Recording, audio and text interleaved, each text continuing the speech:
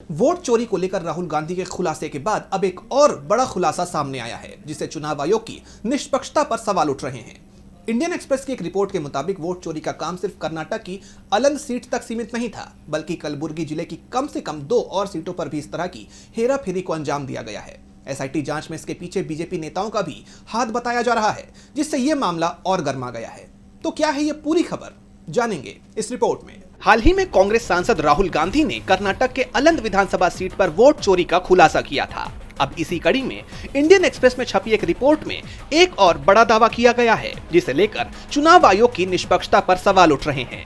राज्य पुलिस की एसआईटी जांच में पता चला है कि वोटों को अवैध तरीके से हटाने का काम सिर्फ अलंद सीट तक ही सीमित नहीं था, बल्कि कलबुर्गी जिले की कम से कम 2 अन्य सीटों पर भी एक ही डेटा सेंटर का इस्तेमाल कर वोटर लिस्ट में हेर फेर करने का काम किया गया। सूत्रों के मुताबिक इस डेटा सेंटर से संपर्क करने वाले मुख्य रूप से कलबुर्गी क्षेत्र के बीजेपी नेता थे।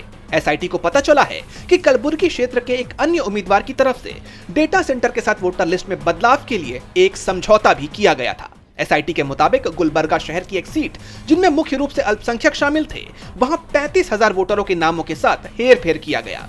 एसआईटी ने पाया है कि इस काम के लिए ऑपरेटरों को हर नाम हटाने के बदले 80 रुपए का भुगतान किया गया था। आइए इस खुलासे की क्रोनोलॉजी को समझते हैं।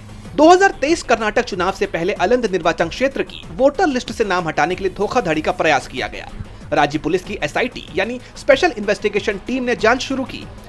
एसआईटी ने पाया कि गैर कानूनी ऑनलाइन एप्लीकेशन बनाने के लिए जिस डेटा सेंटर का उपयोग किया गया था, वो केवल अलंद तक सीमित नहीं था। कलबुर्गी जिले की कम से कम 2 अन्य सीटों पर भी मतदाता सूची में हेरफेर करने के लिए इसी डेटा सेंटर का इस्तेमाल किया गया।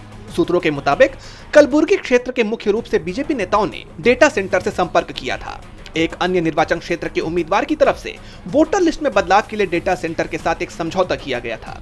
एक अधिकारी के मुताबिक गुलबर्गा शहर की एक सीट में लगभग 35,000 मतदाता नामों, मुख्य रूप से अल्पसंख्यकों के साथ हेर फेर किया गया।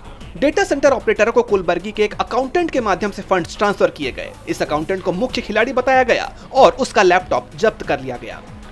कर्मचारियों को हर ऑनलाइन एप्लीकेशन के लिए 80 रुपए का भुगतान किया गया था।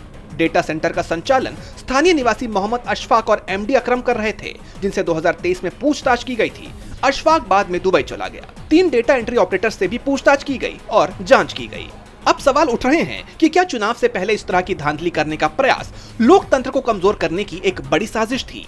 वहीं बीजेपी नेताओं की मिलीभगत की बात बीजेपी और चुनाव आयोग की मिलीभगत के दावे को और बल देती हुई दिखाई देती है।